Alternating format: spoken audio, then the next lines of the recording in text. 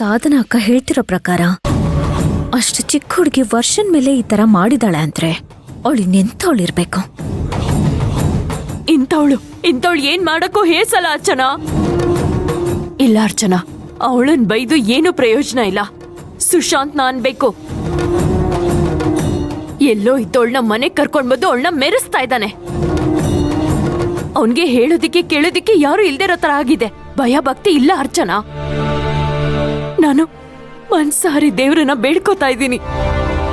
ಆ ಶಾಂತಿ ಮನೆ ಬಂದು ಇವಳಿಗೆ ಒಂದ್ ಗತಿ ಕಾಣಿಸ್ಬೇಕು.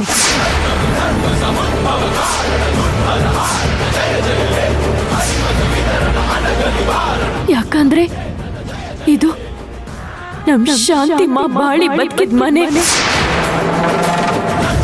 ಅವಳು ಕಟ್ಟಿದ ಮನೆ, ಗೌರವನ ಎತ್ತಿ ನಿಲ್ಸಿದ ಮನೆ. ಈ ಗೌರವ ಹಾಳಾಗೋದಿಕ್ಕೆ ನಮ್ ಶಾಂತಿಮ್ಮ ಎಲ್ಲಿದ್ರು ಬಿಡಲ್ಲ. ಏನಾದ್ರೂ ಶಿಕ್ಷೆ ಕೊಟ್ಟೆ ಕೊಡ್ತಾಳೆ.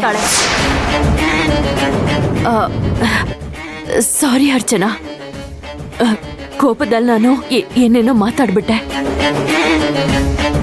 ಏನ್ ಮಾಡ್ಲಿ, ಎತ್ತ ಹೊಟ್ಟೆ ಸಂಕಟ ತಡಿಯಕ್ ಆಗ್ಲಿಲ್ಲ. ಅಕ್ಕ ಪರವಾಗಿಲ್ಲ ಬಿಡಿ, ನೀವೇನು ಟೆನ್ಷನ್ ತಗೋಬಿಡಿ, ಆರಾಮಾಗಿದ್ಬಿಡಿ. ಅಕಸ್ಮಾತ್ ಮಂತ್ರನೇ ಇದನ್ ಮಾಡಿದ್ರೆ ಅವಳಿಗೆ ಮಾತ್ರ ಸರಿಯಾಗಿ ಗತಿ ಕಾಣಿಸ್ತೀನಿ. ಆ ಶಾಂತಿ ಮನೆ ಬಂದು ಇವಳಿಗೆ ಒಂದ್ ಗತಿ ಕಾಣಿಸ್ಬೇಕು. ನಮ್ ಶಾಂತಿಮ್ಮ ಎಲ್ಲಿದ್ರು ಬಿಡಲ್ಲ. ಏನಾದ್ರೂ ಶಿಕ್ಷೆ ಕೊಟ್ಟೆ ಕೊಡ್ತಾಳೆ. ಶಾಂತಿ ಮಾ ಇವಳಿಗೆ ಬುದ್ಧಿ ಕಲಿಸ್ಬೇಕು. ಚೆನ್ನಾಗಿದೆಯೇ? ಯಾಕೆ ಶಾಂತಿನೇ ಬುದ್ಧಿ ಕಲಿಸ್ಬಿಡ್ಬಾರ್ದು? ಕಲಿಸ್ತಾಳೆ.